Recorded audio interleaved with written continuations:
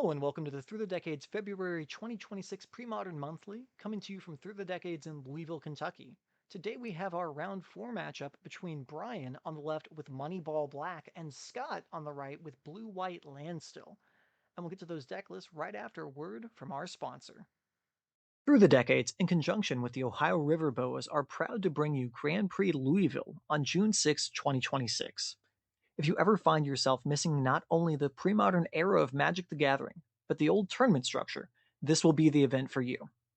The entry fee for the main event is $60 and will include a specially designed Grand Prix Louisville playmat and a stamped card. Prize support for the main event will be $5,000, paying out to the top 16, along with a Magic the Gathering themed championship belt for the winner. Side events will include some retro booster drafts, including Mirage Block, Tempest Block, and Urza's Block, along with a Pauper Win-a-Duel giving out a Tundra to first place and a Bayou for second place. The main event will max out at 300 players, so seating is limited as we throw one of the largest celebrations of the pre-modern format to date. So, don't miss your chance to be part of pre-modern Magic history and sign up by scanning the QR code on the screen. All right, we're going to start off here with Brian's Moneyball Blacklist here. Now, Austin, you loaned this one to Brian, so since this is your deck, actually, why don't you talk about it? Yeah. So Moneyball Black is kind of a new kid on the block, I would say, in the pre-modern format. Really kind of came into its own in the last year, but it's just a mono black, really a tempo deck that is just leveraging a lot of good 2-for-1 interactions with stuff like Ravenous Rats, um, Withered Wretch, and stuff like that. It has a really powerful engine of duress, Ravenous Rats, and Cabal therapy as well, just to rip your opponent's hand apart. Then it has cards like Phyrexian Arena to keep the cards flowing. Mastigore is really good at shooting a bunch of small creatures, and it's just a really good late game threat. And just Dark Ritual being just the most powerful spell on this deck to power out everything else that we have going on. It's just a very solid, very good deck. Yeah, not to mention also, you did neglect to say Hypnotic Spectre, which is, of course, one of the more iconic early Oh, yeah. Magic combos of Dark Ritual and Hypnotic Spectre. I think all of us that have played pre-modern for any amount of time can say that they have been brutalized and bullied, honestly, by a turn one Hypnotic Spectre. hmm So let's see here. Now, the sideboard looks pretty straightforward. I love the Haunting Echoes. I won't lie. Yeah, the Haunting Echoes is one of my favorite cards, just to bring in, especially matchups like we're going to see here soon. Uh, Haunting Echoes just does a lot of work. Yeah, and that matchup actually is going to be against Scott on Landstill here. Now, we just did have Landstill here last round, me playing that, so this is a very similar list. Um, Standouts there, an Absorb is different, and a Powder Keg is different, but otherwise it looks pretty close to the list I played. Just again, a standard control list. Hopes to stick a standstill and then use its creature lands to attack under it or make its opponents play spells into it to allow it to refill its hand very quickly. It's a 2 mana draw 3 at that point, which is well above the rate that you can get at this time in Magic. Out of the sideboard, looks like we do have the both Exalted Angels in there, and then an Aura of Silence, but otherwise it's pretty darn close to what I was playing. So nothing new here. There were only 2 Landstill players on the day, and boy, did we get both of them on camera. So hopefully that won't happen too many more times, but we'll have to see.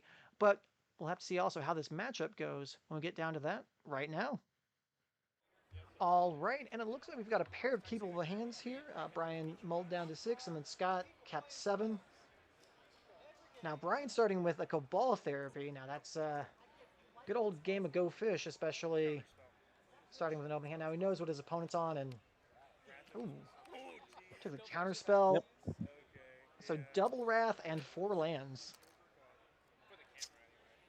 Counter Spell is not bad at all to name here, and Yeah, definitely getting paid off for it. yeah. Now, also, I will say I did hear Scott say for the camera, so very kind of him to make sure to keep face up for us. hmm Yeah, these two are good friends. They play test Modern a lot with each other as well, so it does not surprise me at all that they're playing up like this and being courteous to each other. Yeah. That's a Withered Wretch, which unfortunately doesn't have much text here, although it does have the hidden mode of flashing back a Cabal Therapy, which he may want to do next turn to make Yeah, sure those it just Wrath of Gods depends. aren't effective. It just depends on what's going on in hand. If he's, it's like saying something like a ravenous rat's maybe even better to flashback, and it looks like he has it. Yeah. Now, I will be honest here. I'm hoping Scott discards one of these rats, and it looks like he's thinking about it because, yeah, that's a pretty easy pickup because that Cabal Therapy now can't take care of two of them. Yeah, And a Mana Leak on that Cabal Therapy. yeah. And this is just kind of what I'm saying. It's like it's just good two for ones here. This ravenous rat's being able to flash back and get rid of two cards in Scott's hand. It's just good value. Yeah.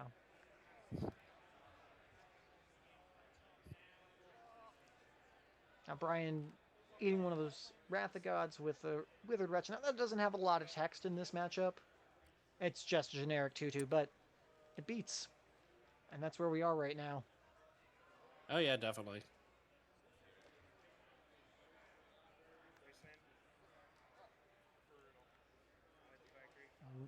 Declining to trade, maybe hoping to do something, and immediately getting his Mistress Factory wastelanded. Brutal for him there. Yeah. Brian going a little bit aggressive here. And he's got a snuff out in his hand. I'm hoping he doesn't try to play any other creatures, because we do have a face-off Wrath there. I understand he wants to have a clock, but when you know the Wrath is potentially coming next turn, you don't want to go too deep on that, I don't think. No, definitely not. We're just kind of right now hoping for a card like one of those Phyrexian arenas to really try to start bearing Scott in card advantage. Yeah, But looks yeah, like we are getting as that we Wrath of expect. God. And our players declining to update the iPad.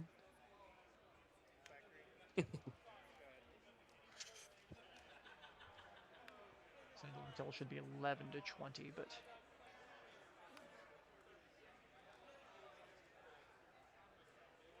Yeah. let's see here. It looks like Scott has a Decree and maybe an Impulse in hand. He's Yeah. not I do being the see most camera friendly for that. that also looks like a humility, which is quite the interesting card in this situation as well. Yeah. So we got an Animated Factory and an Impulse in response. I think it took Yeah, looks a like a counter spell there? curse. Or was that? Oh, that was Swords? Okay. Yeah. Nope. That's Right. catching us back up on life totals there. Perfect.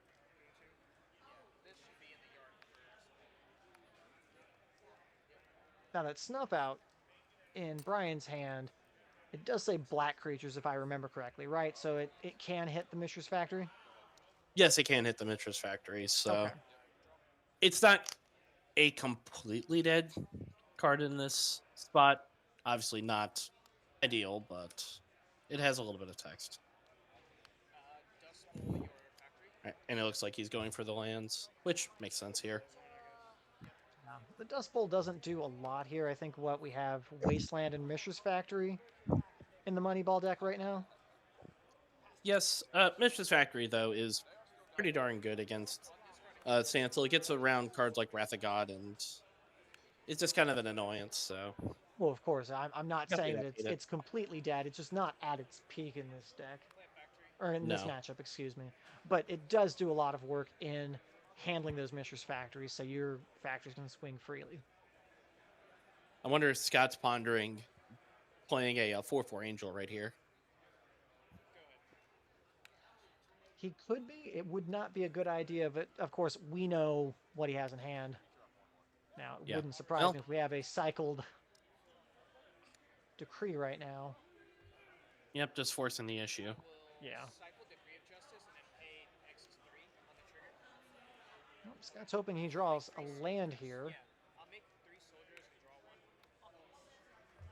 Or, actually, no, he doesn't have. How many mandate creatures? So a land. Yeah. Yeah, hit the bind swords.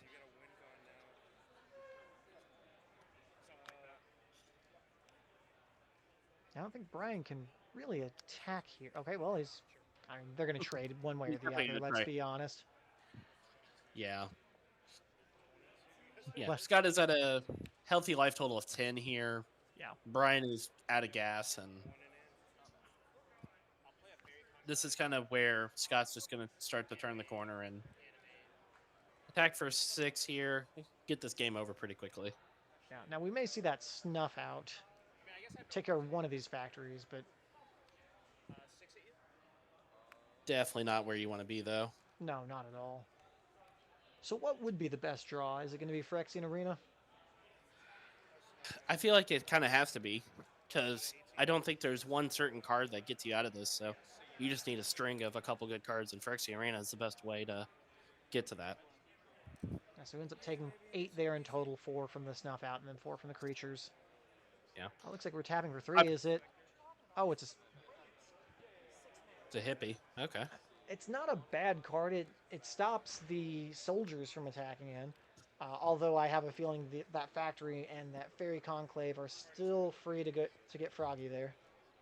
Yeah. A card that I could see actually being really good here is Masticore, which is a little awkward because you're going to have to hold a card in hand, or if you draw it, you have to wait a turn Yeah. until you're able to deploy it. But once you're able to get a Masticore down in this board state, it would just take over. And Oof. another fact that is unfortunate. Yeah. Yeah, now this guy can attack freely. Now it looks like Scott is holding back his fairy conclave, maybe just deciding he doesn't want to do that. Well, that is Yeah. a bold attack. Oh, that makes sense, though. Having the second one.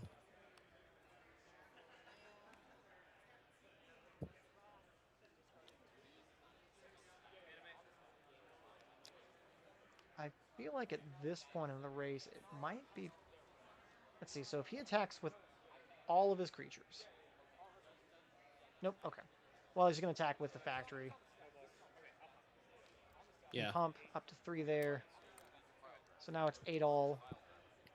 Yeah. I would not be surprised to see a Fairy Conclave get in the way of one of these hippies this turn. That wouldn't surprise me either. Yeah. I also would not be surprised to see if Brian just doesn't attack at all. Oh, looks like he still wants to be aggressive here. I was about to say it would be risky to attack with attack with both because he could smack for 8 on the swing back. Mm-hmm. Although if he has a removal spell, he could just get there.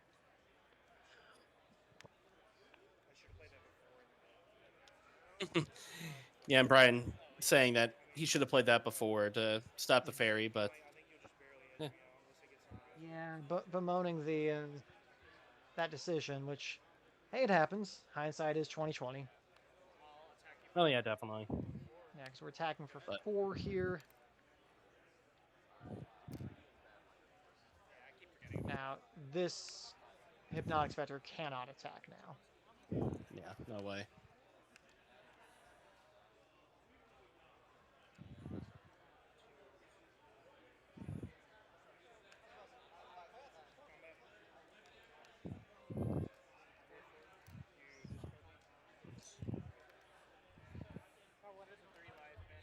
Yeah, hitting an absorb. Let's see if he found anything. Oh, Absorbs. Not a bad card to hit with that Hypnotic Spectre. Like, no, not at all.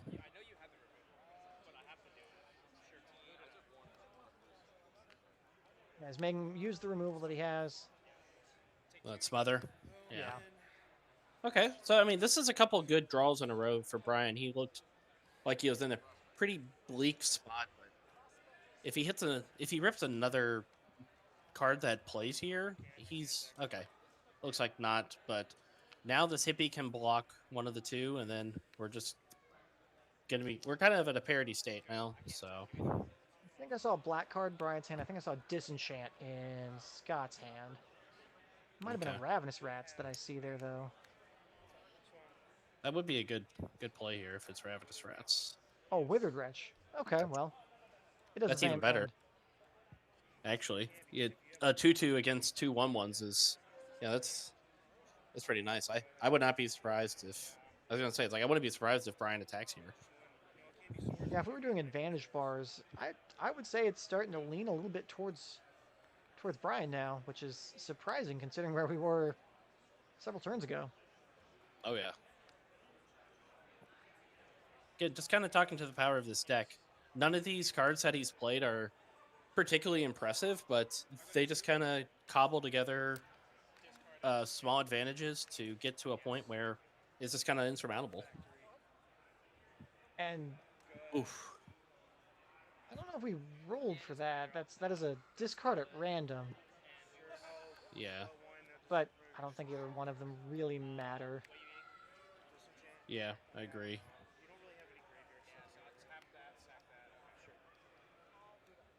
And let's see here. There's gonna be a big draw here for Scott. Yeah. He's got to find a way to deal with this hippie. It's a Okay. Factor Fiction. Well, he can leave up one white mana for that Source of Plowshares. He's really hoping to rip here. Not there. And Nope. nope.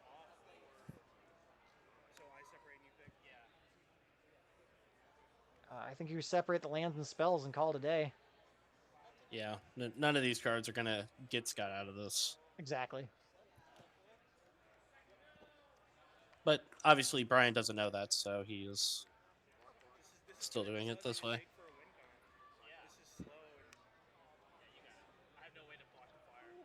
Okay. Yeah, Yep. exactly. There we go. Because he could have played the Furnace there, but then it cracked, but that cost 2 mana. So, yeah, it's one of those damned if you do, damned if you don't. And also, players sharing a fist bump. As you said, they're good friends, so keeping it light and casual here. I like that. Although Brian making sure we get to see the 0 and see that he won. So Oh, yeah. I think we'll call him a show off and go from there. But as these players sideboard, we're going to take a look at these sideboards here and see what we think they're going to be bringing in as we get over the sideboards right now. All right, now taking a look at Brian's list here. Austin, what do you think we should be bringing in? So looking at the sideboard, Gloom seems like a pretty easy include. A lot of Scott's ways of dealing with our cards are obviously stuff like Sword of Supply Shares, Wrath of God. So making all of those cost 3 is really nice. The Haunting Echoes is also just a pet card that I've always liked. Just being able to get rid of a lot of the cards in Scott's deck in the late game, if that card resolves, is just way too tantalizing for me not to bring those in. That card is a wonderful card in any control matchup. So Chef's Kiss Oh yeah. again, love it. Oh yeah. And then I I would think about bringing in the powder keg. We saw it to create justice, so powder keg is just a pretty clean answer to sweep up all those 1/1s. Uh, Probably won't happen all that often, but if an exalted angel is flipped over for a morph, you can blow it up with the powder keg as well. So you may be able to uh, cheekily blow up a exalted angel if it comes to that point. It also can tag manlands as well. It's going to be hard to Yes. because no one's going to animate their manlands under a powder keg, but it is an option. Yeah, that's also definitely an option. As for cards to bring out, Diabolic Edict just doesn't really play very well in this situation. Same thing with Smother. Like, yes, you can blow up a manland, yes, you can blow up a soldier, but you don't really want to spend a card to 2 mana on those types of effects in this. And then really, I kind of look at the Mastercore as an expendable card just because Scott's removal for it is probably going to be Swords Plowshares, and Regenerate doesn't do very well against the swords. So Mastercore is just a big clunky guy that just eats up all your cards, eats up all your mana, and is just easily answered in this matchup. You don't want to feed your cards and give your opponent 2 for 1 for free, basically. So I agree with that. Now, taking a look over here at Scott's list, I'm seeing here I would probably consider bringing in these Exalted Angels as a way to block those Hypnotic Specters. And then you could bring in the Disenchants. Gloom is a pretty powerful card, and Phyrexian Arena. Both those cards are cards that we discussed being powerful against him because the Phyrexian Arenas allow him to draw extra cards and to be able to get back into the game more quickly. And then Gloom is just very powerful, even if it does cost 5 mana. We did see Scott with a lot of mana on the table there. Now, cards that I might cut, the Phyrexian Furnaces are pretty wretched here. And then let's see, so that's 2 cards. And then I would probably consider just trimming maybe an expensive card or two, like maybe a Wrath and maybe a Factor Fiction. 4 drops are, well, Wrath isn't that great, and more expensive cards are the ones that I like to cut a little more, especially against decks that can attack your hand and whatnot, because they sit in your hand for a while, and then you get duressed, or God forbid, 2 of them Cabal Therapy, like we almost saw game 1, and it's pretty backbreaking. So I like keeping it nice and lean against the discard and disruptive decks like that. Any thoughts on your end there? No, I think you said it pretty well. I just think the big expensive cards aren't doing enough to really justify needing three of each in this post war game. So, yep, I like those ideas. All right, we'll see exactly how our players sideboard and how these games work out. We'll get back to our match right now. All right, looks like we've got a pair of keepable hands here. 6 for Brian and Scott with 7 in hand now. Starting off just land go. Ooh, I think I see a Dark Ritual here, so we get to see a good powerful start. Like like that Phyrexian. Ooh. Oh, that is a great start. And I don't see a disenchant in Scott's hand, so this is an answered. Oh yeah, that's real bad. Yeah, this is exactly where we want to be. Oh, and I think I see your Candy Cane Dark Ritual in there from our December monthly. I can see Hmm. the very distinct red border.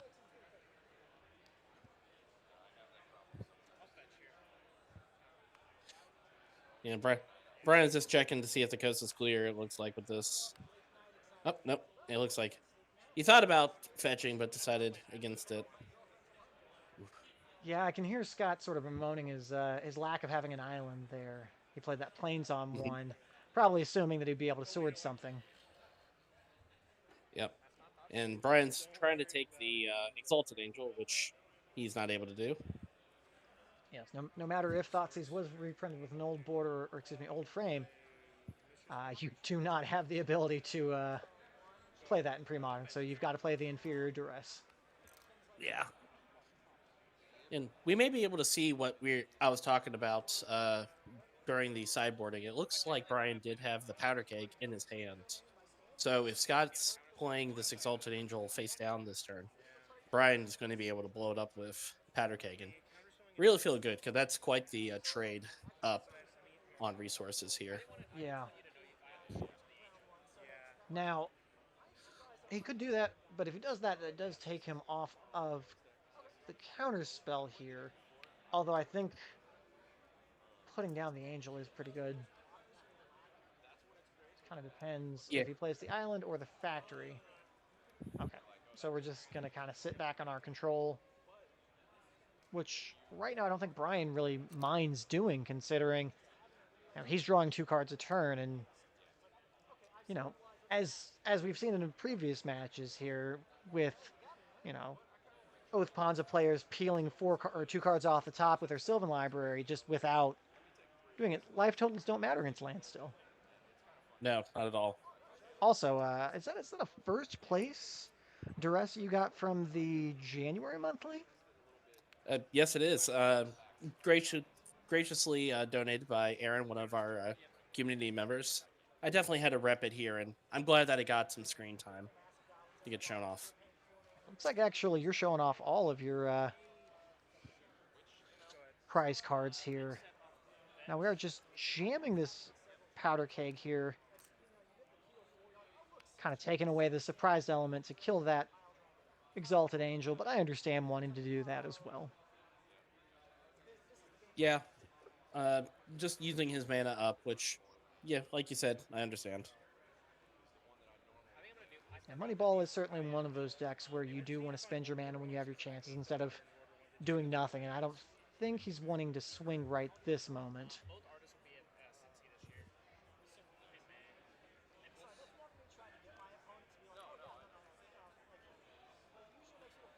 We're casting an impulse here and taking what looks like. I think he pulled Factor Fiction to the front there. Factor Fiction would be a pretty good pickup here. It would help mitigate the cards drawn by Phyrexian Arena for sure. Yeah, at least help him keep flushing cards so he can keep parity. Mm-hmm.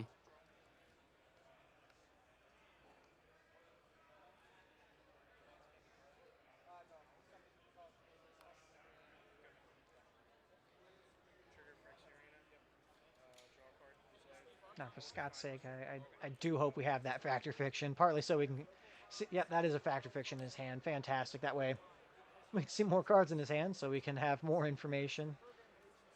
Yeah. It's not that I want him to do well, it's just I want to have better commentary, apparently. All right, looks like just a Withered Wretch there. Nothing. Just it's a Grizzly Bear.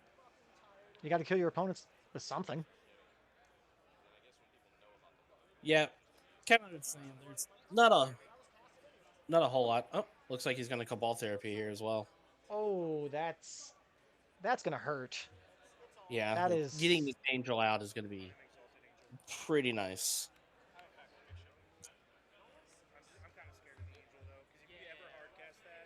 Yeah, now I we would not be surprised. could flash that back. Oh, sorry, yeah.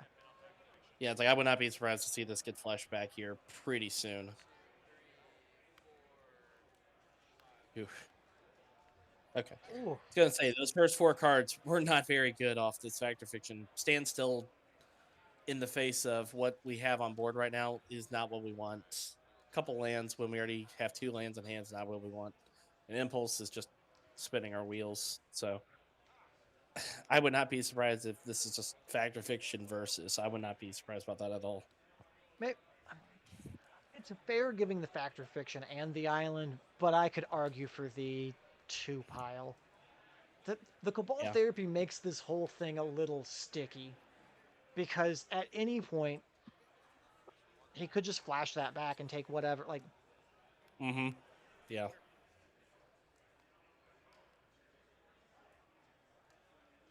but I It looks like that kind of yeah agrees with yeah. us. Just even if it is the two pile, just the other three were just not good enough.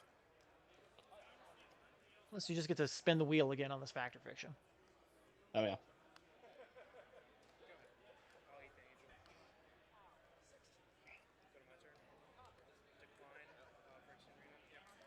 All right, looks like we've got a decline, and also Brian being very vigilant with his Withered Wretch. Again, while not useful here, it is good practice. Oh yeah. When you have the free mana and you're gonna just untap it anyways, you might as well.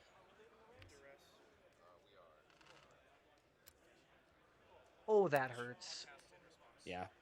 And it's like Brian just keeps attacking the hand, ripping Scott to essentially nothing. Yeah. Yeah, this is a better looking Factor Fiction, but still. I would not say that this is the scariest Factor Fiction I've ever seen in my life. Yeah, I honestly think I would just split like Meddling Mage and Counterspell with the Fetch Land, and maybe the Factory with the Wrath. Yeah. Basically, put a non-creature spell with the Mishra's Factory. Mm-hmm. Yeah, you can't give the Factory and the Meddling Mage. Okay. Yeah, I think that's a very reasonable pile. Yeah. And it's again kind of as we were talking. Oh man, another duress. That's crazy. Yeah, Oh no, he just that's the gonna same one. keep going. Uh oh yeah. That's right. Yeah, You're right. he was just lifting that up. Okay, cool. I was gonna say, man, another one. Whew. Now it does But look like yeah, he. we still have the Cabal Therapy though, so if we're worried about this Decree Justice or this Meddling Mage, we can get rid of it. Yeah.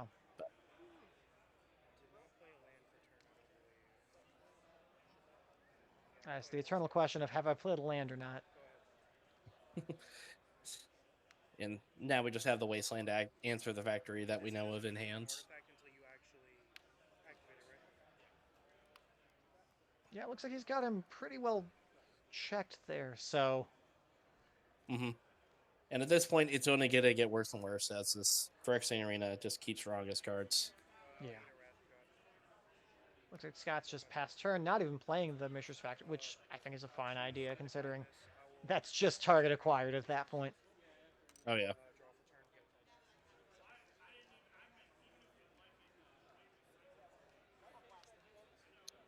And this is how this game should generally shake out, especially if we get a turn one for X in Arena where Brian's just able to grind his and yeah, those rats are going to be brutal.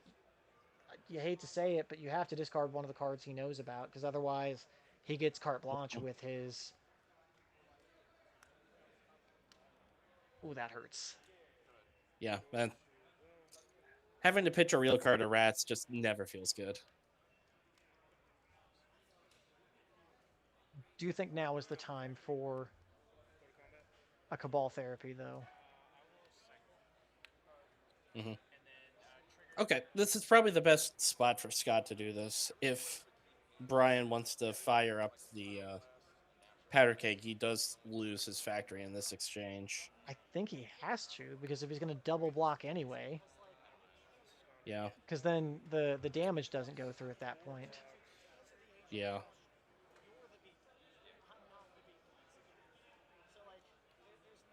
It's like okay, Yeah.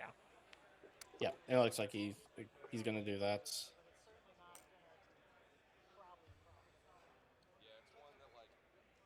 Looks like it looks like we do have Snuff Out and Double Dark Ritual in hand here. So while the cards are flowing, they haven't been quite good ones at this moment. Mm-hmm. And that's a little bit of the drawback of having Dark Ritual in your deck, but we definitely saw the highs of a turn one for Phyrexian Arena. So I think you'll take the good with the bad. Yeah. Now I'm seeing what looks like a Humility in Scott's hand. It was at least one of the cards. I can't speak for the other unknown. Okay. Hey, Humility would be a good game here. Mono Black doesn't have any way to get rid of it, so it will just slow down his clock by quite a bit.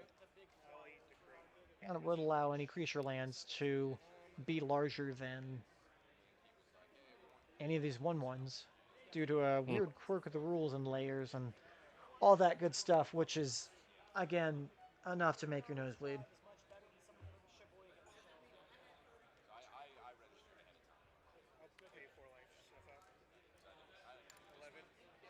We are paying the iron price for that Snuff Out. Yeah, I think that's pretty free. Yeah. As I was hinting at earlier, life totals don't really matter here. Although now that the or the powder keg is gone, a decree of justice is live, and the turnaround could be pretty quick at any point.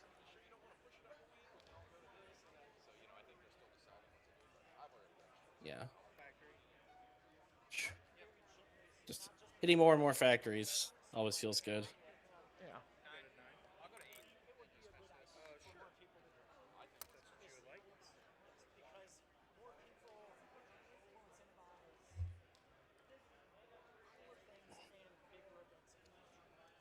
All right. So if you're in Scott's seat, what are we wanting to do? Like, what are we wanting to do to catch back up? What do you think would be?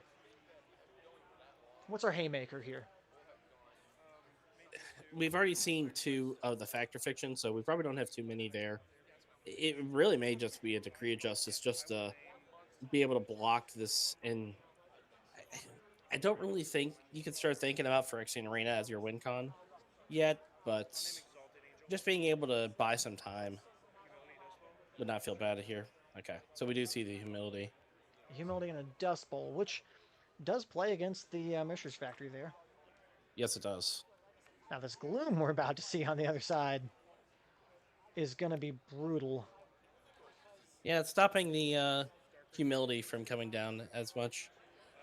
Not Well, bad. he still has 7 mana, but he would have to take an entire turn off to do that. Take a whole turn. Yeah, you can't do if you can't do that plus a dust bowl. Well, I guess you can anyways, but I know at this point he would be able to do both.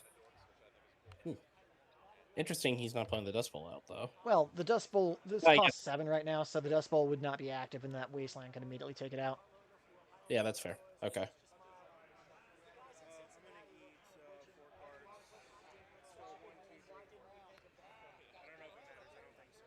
And we're keeping our graveyards lean there. Again, just good heuristics there, so. Yeah. Oh. And actually, Oh, we're not, yes, because that's there's right. humility in play. Yep. Scott noticed it. The two of us in the booth did not. But yeah, good catch by Scott.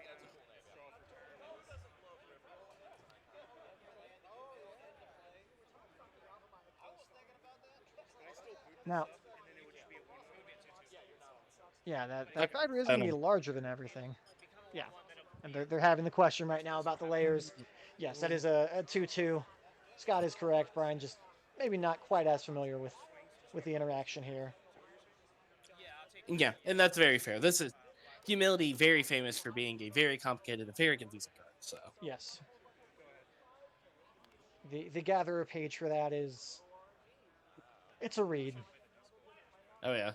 If you ever need fall asleep, it's a good way to help out there. I just read that and then the rules on banding. Oh man.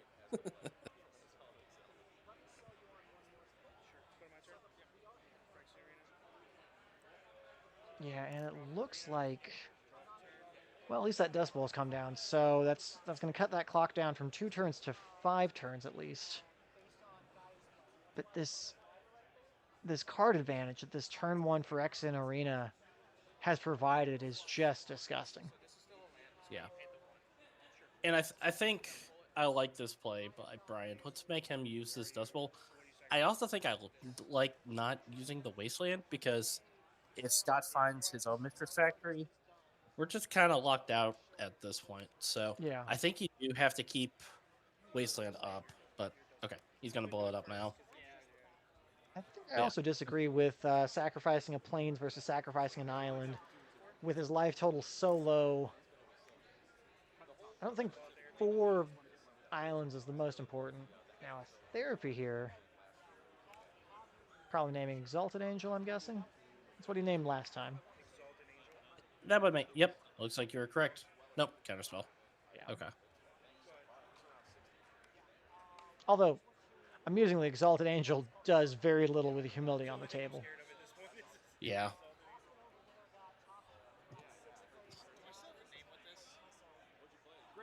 And looks like he's drawn a Meddling Mage. And to answer this question, because we've had this question before, no, you do not name. You do not name. Yes.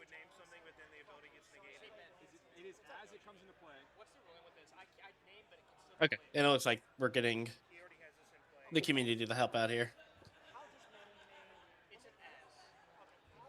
If I remember correctly in this, since they were on camera and on time, I think I just told them to name a card, and then we'll figure out if it matters. I think was my quick answer. Like, just figure out what you want to name, and then we'll figure it out later.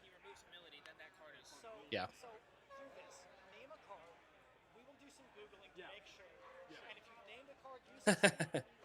We'll do a little bit of googling. The way Yeah. that all these judge calls seem to end up. Yeah. Now, for past me, you don't name it. It'd be like Triskelion with the humility. It wouldn't get Yeah. counters. It'd just be a 1/1. Yeah.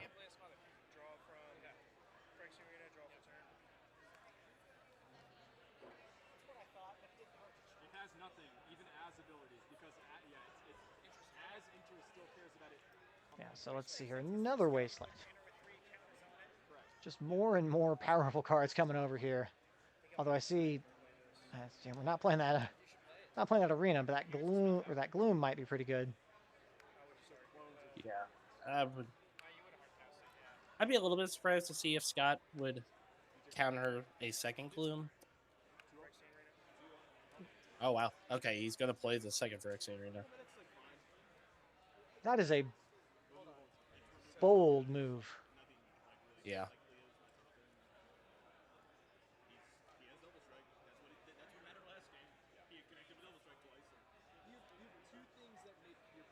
But you know what? Making Scott definitely think about it. Yeah, this is So what do we have here? So I see the Dark Ritual, I see the Gloom, and I cannot tell what that last card is.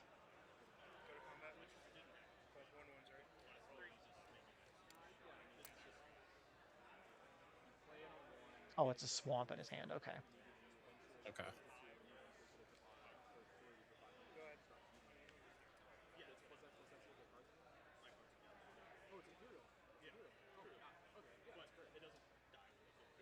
Oh, that's another Dust Bowl, but that is Jump an ball. untapped Wasteland. Yeah.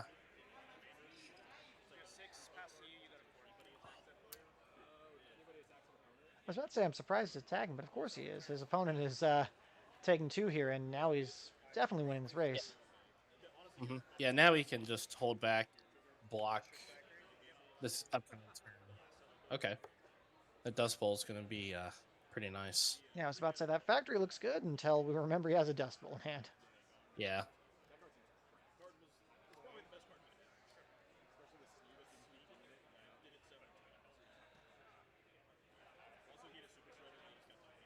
I think we're countering this Gloom here. I think we're in Scott's side of the table. We just counter another creature.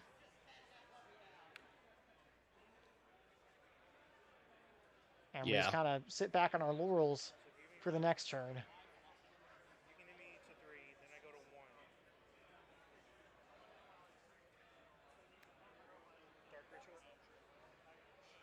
There we go. Our Altarist's Dark Ritual makes an appearance as well. It's nice seeing these Yeah. cards that were prize cards just in photographs actually being used in the events. Oh I yeah. do love that. And I also like to use them as well, just showing them off as trophies. They look real nice. Oh yeah, of So course. And yeah, looks it looks like like yeah, Brian is showing his displeasurement in getting his Mitch's factory blown up. yeah, that is Uh, unfortunate here. Yeah. Yeah, I think we just passed because that's him going to 2. Yeah, he's got to find a way to do 2 damage this turn with only 1 creature, and I don't think there is a way that Brian can get out of this. He's not feeling the hate. This isn't Ken's list, so we don't have hatred hidden here, unfortunately. Yep, and it looks like we're going hands up here.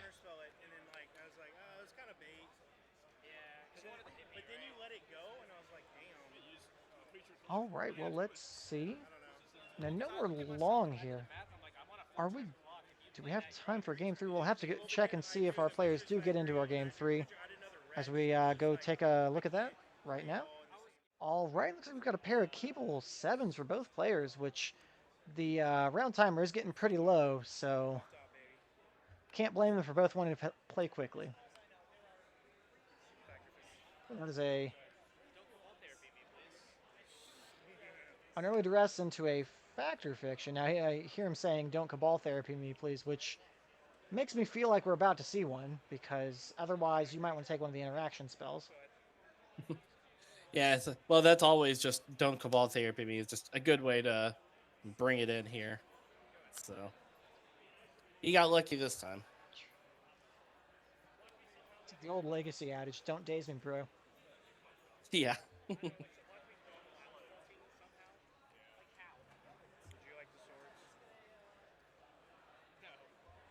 And Brian very politely asking if you'd like to source to plowshares here. I feel like this is kind of indicative of the point that we're at, where we don't have a whole lot of time. You just need to get your damage in as you can in this type of Exactly. spot. Yeah, you gotta smush in when you can. And sometimes you just have to be more aggressive when it comes to matches like that. And it looks like Scott agrees with the morphed Exalted Angel. Now I Well, do know that let's. Brian, he had a snuff out, it looked like, in his hands. Angel. And I think, yeah, Hey, he's just even doing it though now. even though you probably could get away with making your opponent pay the full 4 mana and spending their entire next turn. Actually, yeah, I think that would have been a slightly more heads up play, but we're just moving more quickly here. Yep. Wasting the Yep. factory, beating in for 2, just... Okay. This is the exact opposite of last game, where Yeah. we're not pedal to the floor.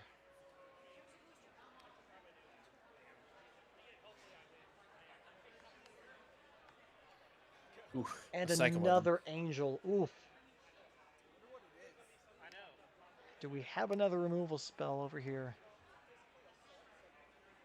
It looks like he does. Oh man. It's a Smothery Captain. Okay.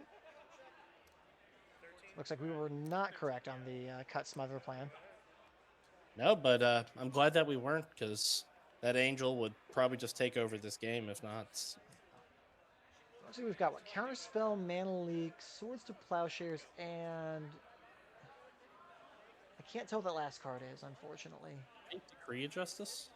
That could be a decree. Nope, Ill Swords.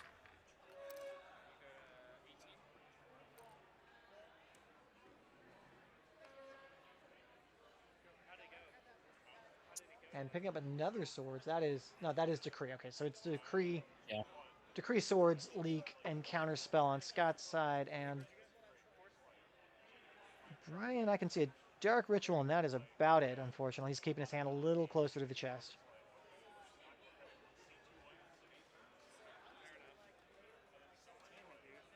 I see a Mastercore in his hand. Am I... I No, that is could a not tell. Mastercore in his hand. Astor. Okay. Interesting.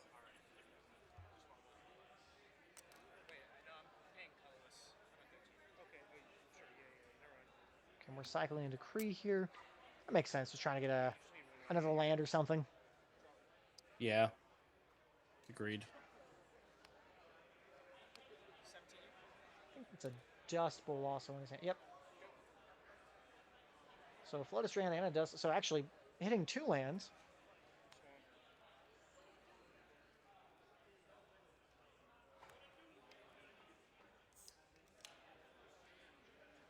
I think he's considering whether he wants to ritual out this Mastercore to have an extra ping up, maybe?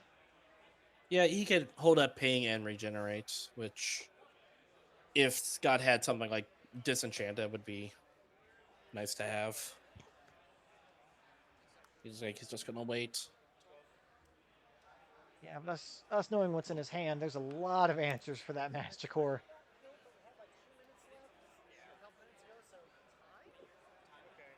And okay, looks like we were calling time now. In our very professional manner of me going, it was like 2 minutes ago, so time? All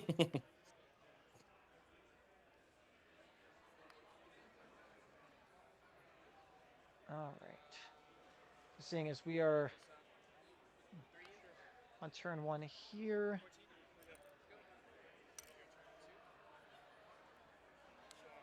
And we've got a turn counter here. I am guessing that we are probably looking at a draw unless we get a big decree or... That's what? 6 power right now, or 6 damage in total right now over the 2 turns that Scott gets.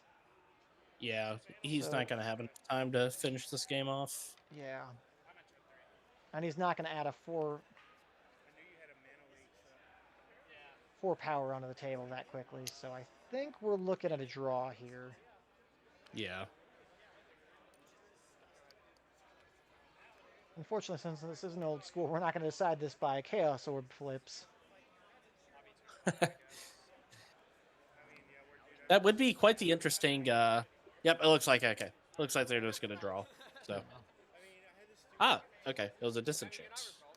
Disenchant, Dystopia. Okay, yeah. It looks like he did bring in the Dystopias as well. Okay. All right, it looks like I did cut off the video right after that match since that was the last match of the round. But that is going to be all for this round, and we'll be back next time with more pre-modern content from Through the Decades in Louisville, Kentucky.